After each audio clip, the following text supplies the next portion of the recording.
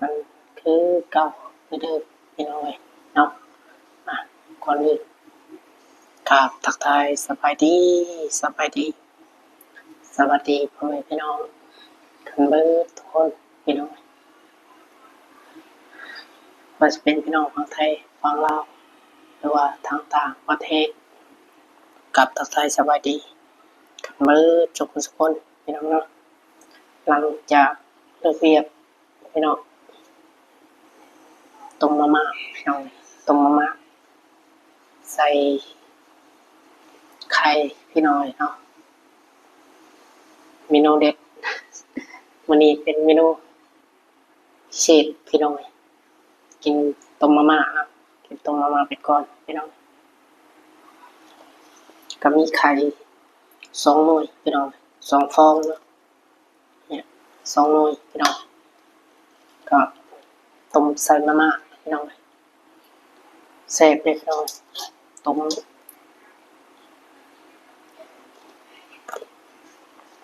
มแบบบ้านๆนะพี่น้องนี่แหละพี่น้องเนาะการใช้ชีวิตอยู่ในเมืองใหญ่ก็สิมีประมาณนี้แหละพี่น้องนะครับคนลาวหลายๆคนที่มาเฮ็ดเวียกเฮ็ดงานอยู่ฝั่งไทยพี่น้องเนาะก็ส่วนหลายก็มีแต่เลิกงานมาก็มีแต่ต้มมาม่านี่แหละพี่น้องเนาะบางมื้อก็ทอดไข่บางมื้อก็ต้มมาม่าพี่น้องก็อยู่กินก็เปลี่ยนไปเวอร์ชันละพี่น้องเนาะแต่ว่ามื้อใดเป็นมื้อวันหยุดก็สิได้กินอาหารแซ่บแน่พี่น้องเนาะก็ซื้อเนื้อซื้อหยังมาย่างพี่น้องว่าจะเป็นแกงหน่อไม้เนาะแบบอาหารแบบบ้านๆเฮาว่าซั่นซะพี่น้องนั่นแหละวันนี้ก็อัปเดตให้พ่อแม่พี่น้องเบิ่งชมนำกันพี่น้องการใช้ชีวิตของมื้อนี้เนาะอยู่ในเมืองใหญ่พี่น้องจากนั้นก็ฝากพ่อแม่พี่น้อง FC ที่ฮักแพงเบิดทุกคนพี่น้องฝากเป็นกำลังใจให้เด้อพี่น้องเลยต้ม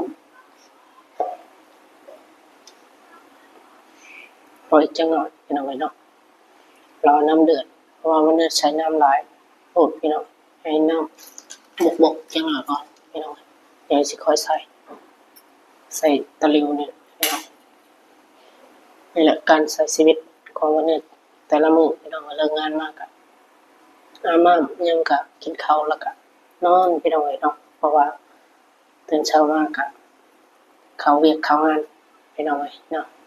ก็สู้เวียกสู้งานต่อพี่น้องเพื่ออนาคตเพื่อครอบครัวเพื่อคนพันธุ์ว่าซั่นซะพี่น้องเนาะเพื่อคนพันธุ์ที่หวังว่าขาดที่ความพันธุ์ที่บ่ได้จากไหนนะตอนนี้ก็คือบ้านพี่น้องบ้านแล้วก็ที่เนาะตอนนี้ก็ยังบ่มีที่บ่มีทางเป็นของตัวเองพี่น้องแล้วก็ค่อยเป็นค่อยไปนี่แหละพี่น้องจังได๋ก็เป็นกำลังใจให้เด้อพี่น้องเด้อเนาะแล้วก็ไปสู้ต่อไปพี่น้องก็คงอีกนานพี่น้องจักมื้อใดยามใดพี่น้องก็สู้ต่อไปพี่น้องแต่ว่าฝากพ่อแม่พี่น้อง FC ที่ติดตามในวันอื่นในตอนนี้พี่น้องจังไดก็ฝากเป็นกำลังใจให้เด้อพี่น้องซอยเบิ่งคลิปเพื่อปรากฏข่าวโฆษณาพี่น้องฝากกดไลค์กดแชร์ให้แน่พี่น้องเนาะจังไดก็รอลุ้นรอชมคลิปของวันนี้พี่น้องในวันนี้สิอัปเดตชีวิตประจำวันของวันนี้แต่ละมื้อสิลงให้กับพ่อแม่พี่น้อง FC เบิ่งพี่น้องตอนนี้ก็น้ำก็เริ่มเดือดแล้วพี่น้องก็ทำการต้มพี่น้องต้มมาม่าเลยต้มมาม่าใส่ไข่พี่น้อง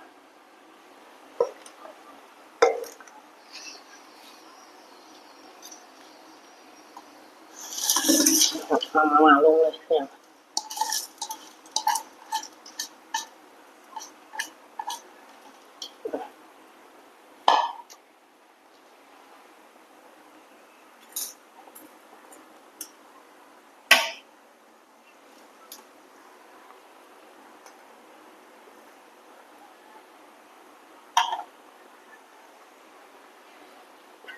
มันนี่เซฟเองพี่น้องสาวน้ำเพิ่นก็เพิ่นน้ำเพิ่นก็นอนพักผ่อนพี่น้องเพิ่นเฮ็ดกินตรงมาส่งเพิ่นกินพี่น้องก็เปลี่ยนกันไปว่าซั่นแหละพี่น้องบางมื้อก็เพิ่นเฮ็ดบางมื้อก็บ่ได้เฮ็ดเนาะเปลี่ยนกันไปพี่น้องบางมื้อเพิ่นบ่ได้เฮ็ดก็บ่ได้เฮ็ดบางมื้อเพิ่นบ่ได้เฮ็ดก็เพิ่นเฮ็ดพี่น้อง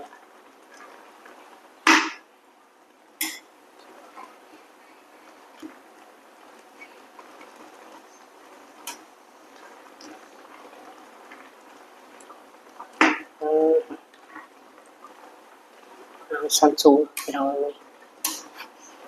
เป็นอาหารที่เด็ดอาหารญี่ปุ่นอาหารเวียดพี่น้องนี่แหละกินไปพี่น้องนะแต่ละมื้อหาเงินหาคำกับเพื่อซีดเพื่อปากท้องนี่พี่น้องเพื่อสิได้แต่ละบาทแต่ละสตางค์ก็ง่ายๆพี่น้อง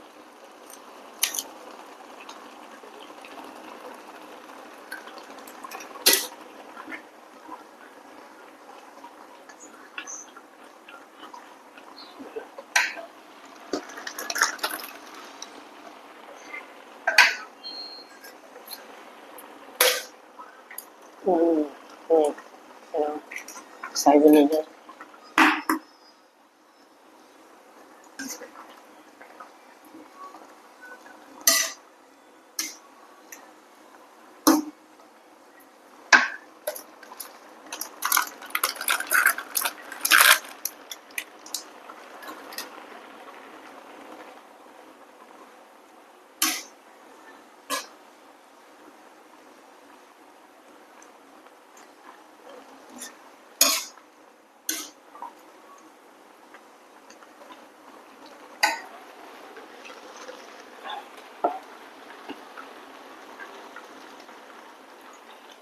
น้ำยังหน่อยพี่น้องเติมน้ำอีก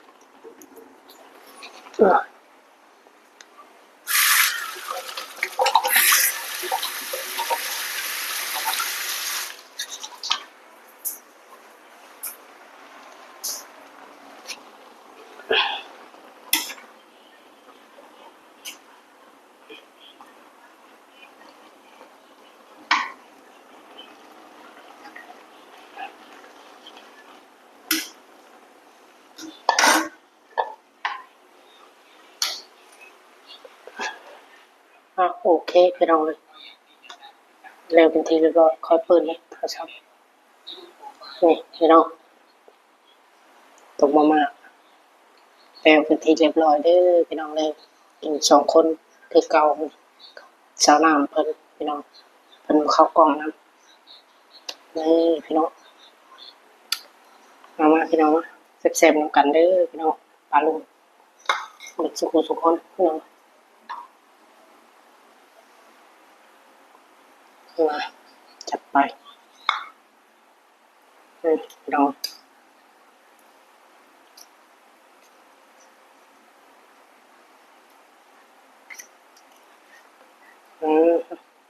ต้ม3ห่อพี่น้องคือบ่ปิ่นเนาะ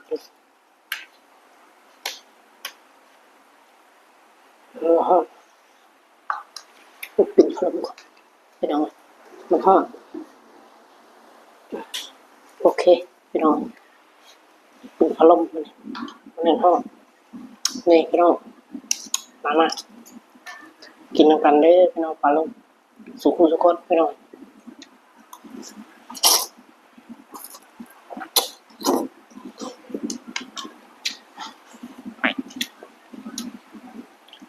กินหมูป่า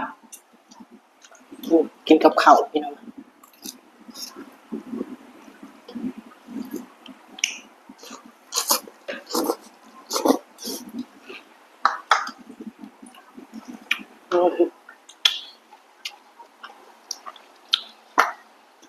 เปียกนะวางอยู่วาง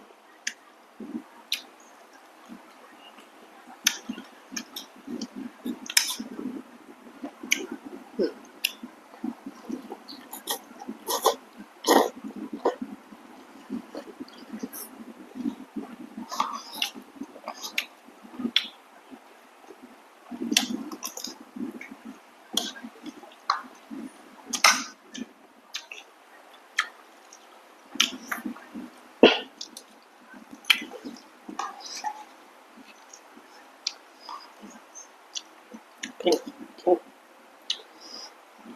เนาะมาเด้อพี่น้องเลยทุกคน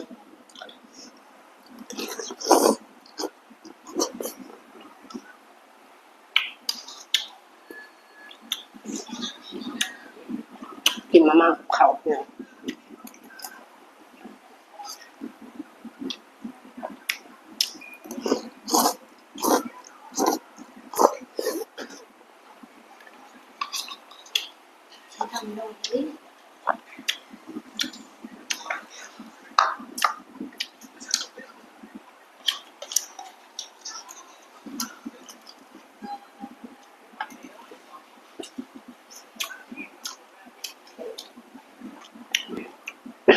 มีปลาทูนะพี่น้องปลาทูเต็มวางแรงเลยพี่น้องเต็ม4-5 โมงแซ่บพี่น้องกินยังแซ่บตอนแรกเขา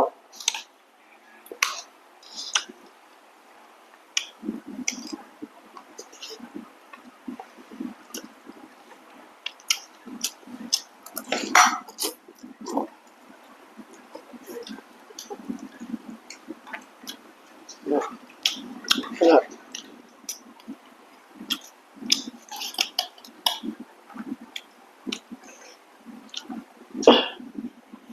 ใส่เผ็ดแต่พี่น้องมันกินแต่ละมื้อ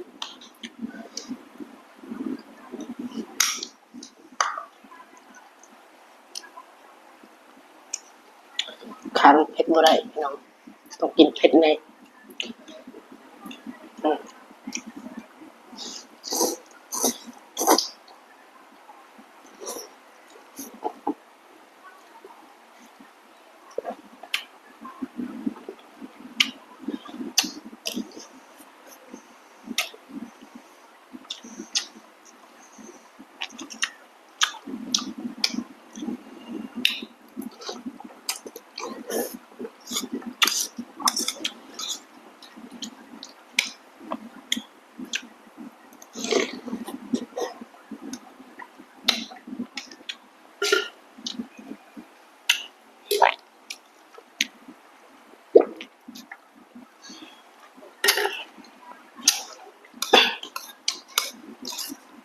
เชฟพี่น้อง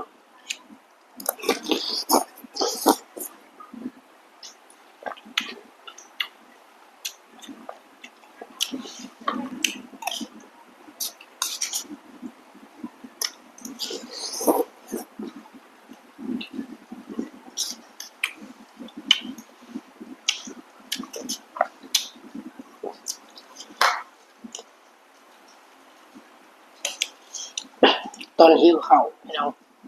กินหยังกับแซ่บพี่น้องเนาะ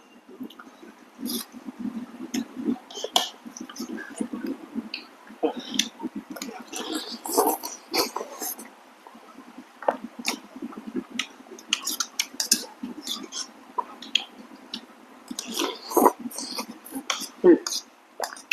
ม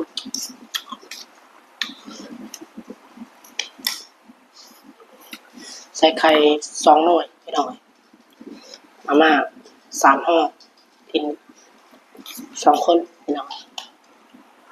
เกลี้ยง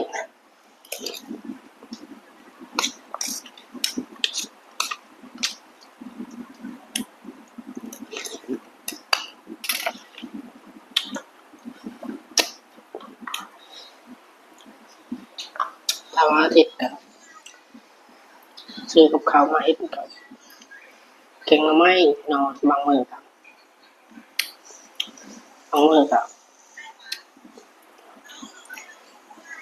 ปิ้งชีนพี่น้องย่างเนื้อเนาะ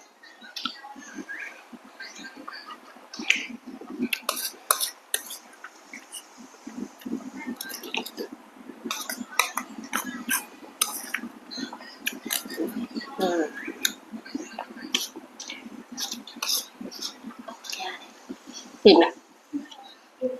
อีกหน่อย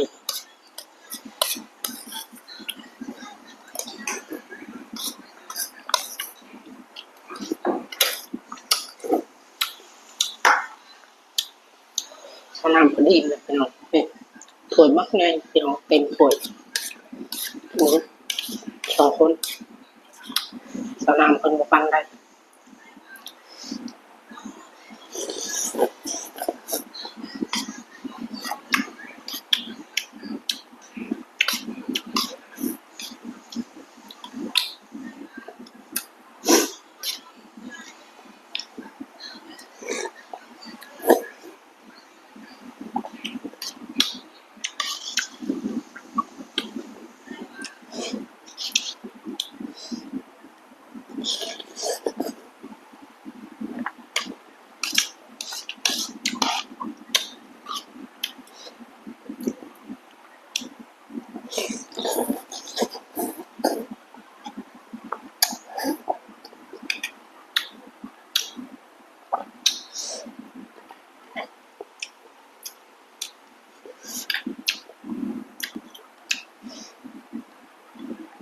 ซ่บหน่อยอืมอืม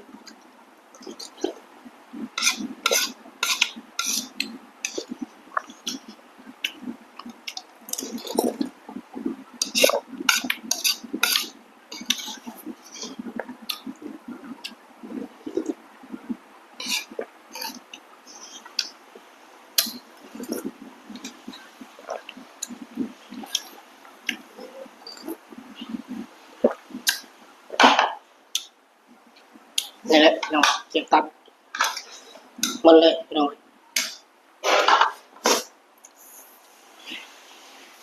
นี่แหละการใช้ชีวิตของเราพี่น้องเนาะมีหยังก็กินไปก่อน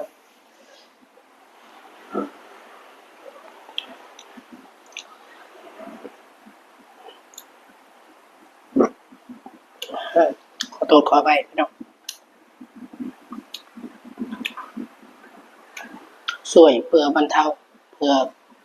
ประหยัดการใช้จ่ายพี่น้องเนาะมีหยังก็กินไปก่อนถ้าว่าจะกินแต่ของแซ่บๆของที่มันแซ่บๆคู่มือก็บ่ไหวพี่น้องเนาะเราบ่ต้องกินแบบบางมื้อก็เปลี่ยนกินนะพี่น้องเนาะมันก็ต้องลด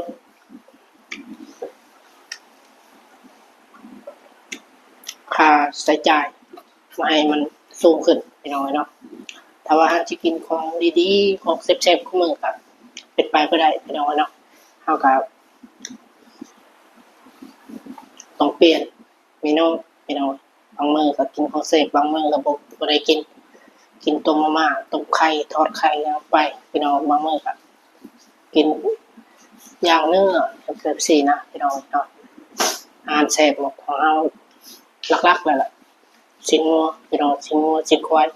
เนื้อเอามาย่างพี่น้องเนื้อหมูจะเป็นเนื้องัวเนื้อควายพี่น้องเนาะหรือว่าจะเป็นแกงหน่อไม้หลักๆกันเนาะอาหารอยู่ตามมันนอกมะนาวพี่น้องแซ่บสุดเลยล่ะเนาะที่วันนี้เคยกินมาพี่น้องแต่น้อยจนใหญ่ก็อาหารหลักที่สุดเลยล่ะพี่น้องที่แบบเป็นแกงหน่อไม้พี่น้องเนาะบางมื้อ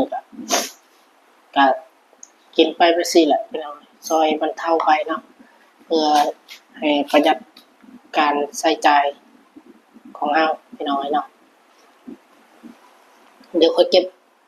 ไปเลยครับ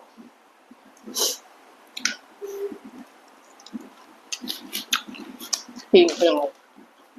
กินปลาทูทอดวังแดงเนี่ยพี่น้อง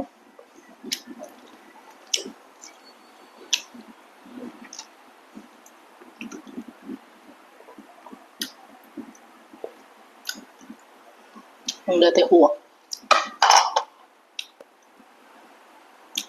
ปลาทูทอด2ตัวพี่น้องกินตัวนึงวางแรงแล้วก็ต้มน้ำมัน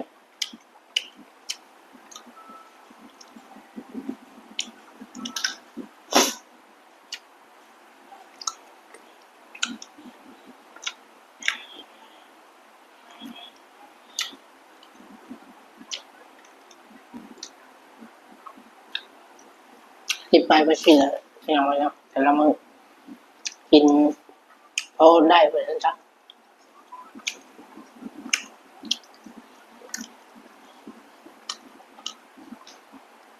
เขาจะกินแต่อาหารของเจ็บคุ้มก็มันก็สิบ่ไหวพี่น้องการใช้จ่ายของเราก็มันหลายพี่น้องจากอันใดพากลับบ้านพี่น้องเนาะ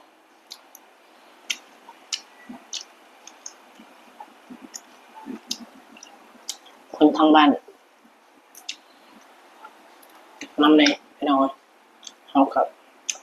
ไว้ซื้อพอกับข้าวอย่างนี้พี่น้องมันก็บ่ไหวพี่น้องเนาะ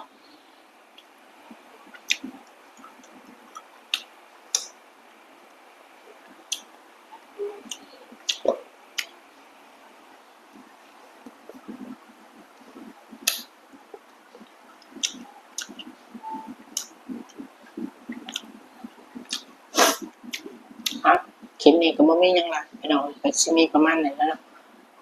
สำหรับคลิปนี้ก็ขอตัวจบคลิปไปก่อนพี่น้องเนาะจังไดก็